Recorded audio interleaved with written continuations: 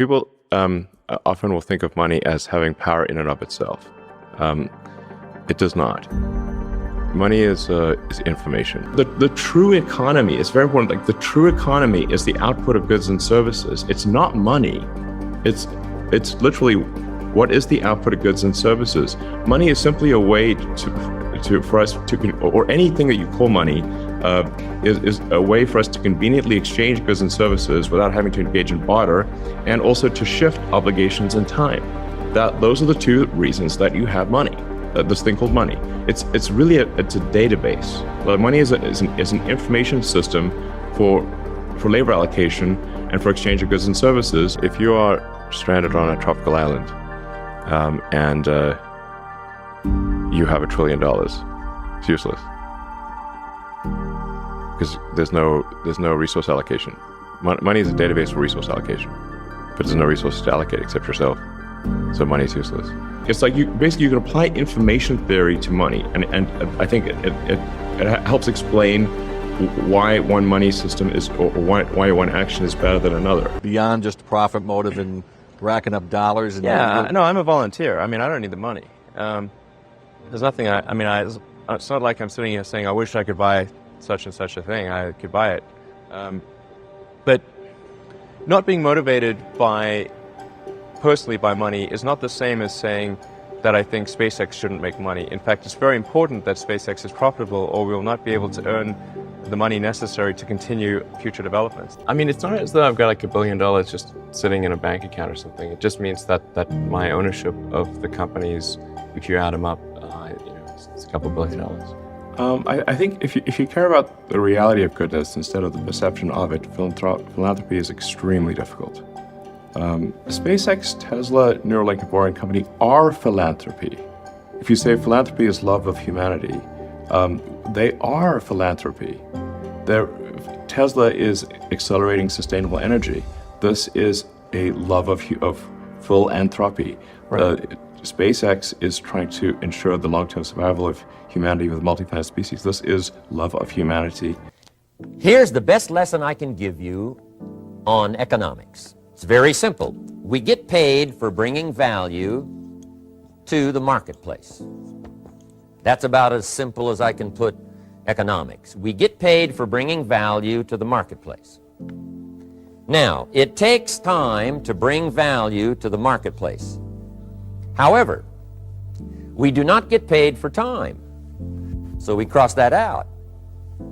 Mistakenly, the man says, I'm making about $20 for an hour. Not true. If that was true, you could just stay home, right? And have them send your money. So that's not true. We don't get paid for time. We get paid for value brought to the marketplace. Now, since that's true, here's one of the key questions of my talk to you today. Is it possible to become twice as valuable to the marketplace and make twice as much money in the same time? Is that possible? The answer is yes. Could you become 3 times as valuable as you might be right now to the marketplace and make 3 times as much money in the same time? And the answer is yes. 5 times, 10 times? Of course. It's a ladder to climb. It starts down here, let's say, at $5 an hour, and it keeps going up. Top income last year, $80 million. The guy who runs Coca-Cola. And all you have to do is understand it and take advantage of it. Now, there's some key questions to ask here. Why would the marketplace pay someone only $5 an hour? Very simple answer. They're not very valuable to the marketplace. Now, we must underline to the marketplace. This person might be a very valuable brother. Yes. Member of the family, valuable. Yes. Valuable member of the church, of course. Valuable citizen of the country? Yes. Valuable in the sight of God? No doubt. But if you're not very valuable to the marketplace, you don't get much money.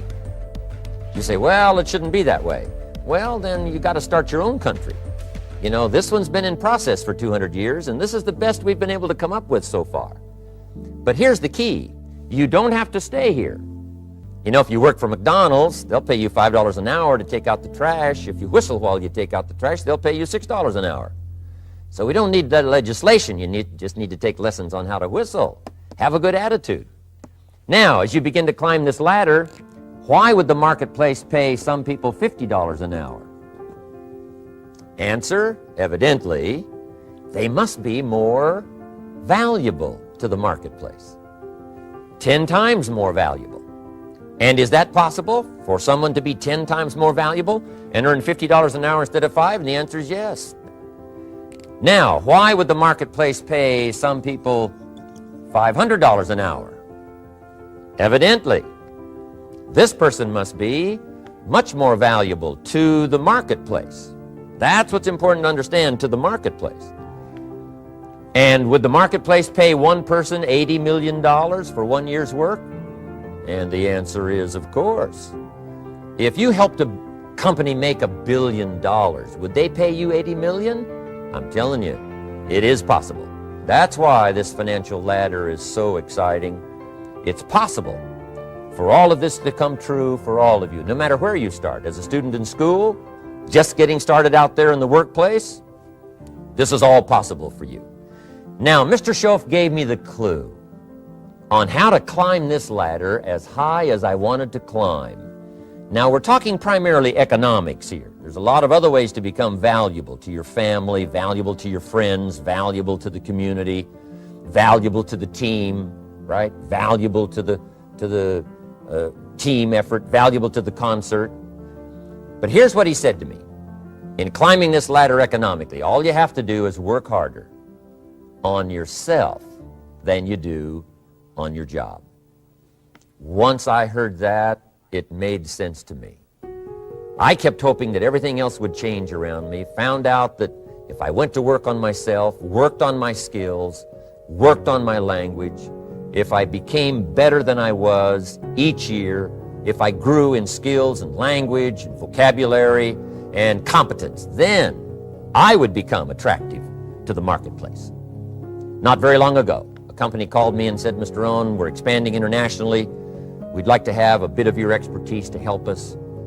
Would you give us a bit of your time? We'll add some millions to your fortune. And I said, okay.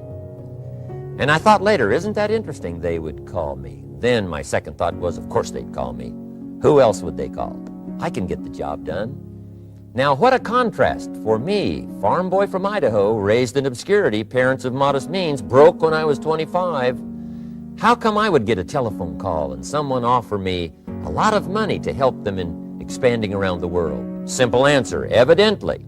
Something happened to me between age 25 and where I am today. And I can tell you where it all started. From my teacher, Mr. Shoaff, who said to me, we don't have to change what's going on out there. That's the wind that's blowing. All we have to do is change what's going on in here. And now there's several ways to do that on personal development. And let me give you those ways. Here's the first one. We must learn from personal experience. Did you make some mistakes? How could you correct those for the future? Take a look back over the last year. Have you done it right or done it wrong? Let's correct it for the next year. Learn from your personal experience. Mr. Shoaff asked me when I first met him, he said, Mr. Rohn, how are you doing? You've been out there now 6 years. And I said, I'm not doing very well. He said, I suggest you not do that anymore. What a simple, swift analysis to my situation. He said, if you keep doing it, the next 6 years will be like the last 6. You don't want that to happen. Let's make the changes. So learn from your personal experience. Now here's number 2, why I came to share this video experience with you today. And that, I call it OPE, other people's experience. The people you meet that can pass along to you their experiences, what's happened to them, the mistakes they made, how they corrected them. We learn what we see. We watch people that are successful in what they do. In sports, we watch their disciplines. In business, we watch their disciplines. By observation, what we can see. The reason I created this video is something that you could see someone's experiences translated for you. Second, we learn by what we hear. I've got some of my lectures on cassette tape, so you can take them with you wherever you go and learn by listening. Turn your car into a mobile classroom and listen. And then listen to the sermon on Sunday morning. Listen to the lectures. Listen to the teacher. Listen to someone who's got something good to say. And then number 3 is vitally important on personal development, and that is read all the books you can possibly read in your lifetime. Mr. Shoaff got me started on my library. I've got one of the better libraries. Haven't read everything in it, but I feel smarter just walking in it, my library. At least I was smart enough to buy it. Now I got to be smart enough to read it. Then, of course, I got to be smart enough to decide what's valuable and then do it. But this one is very important. Become a good reader. Some books that helped change my life. Mr. Shoaff recommended, of course, the Bible. And my parents made sure I was a pretty good scholar by the time I was 18. That's been so beneficial for me, drawing from those illustrations, reading about those stories, people who made it and people who didn't make it, and what the difference was. And then other books that helped to really change my life. And then a book that helped me become financially independent by the time I was 31. And that book is called The Richest Man in Babylon.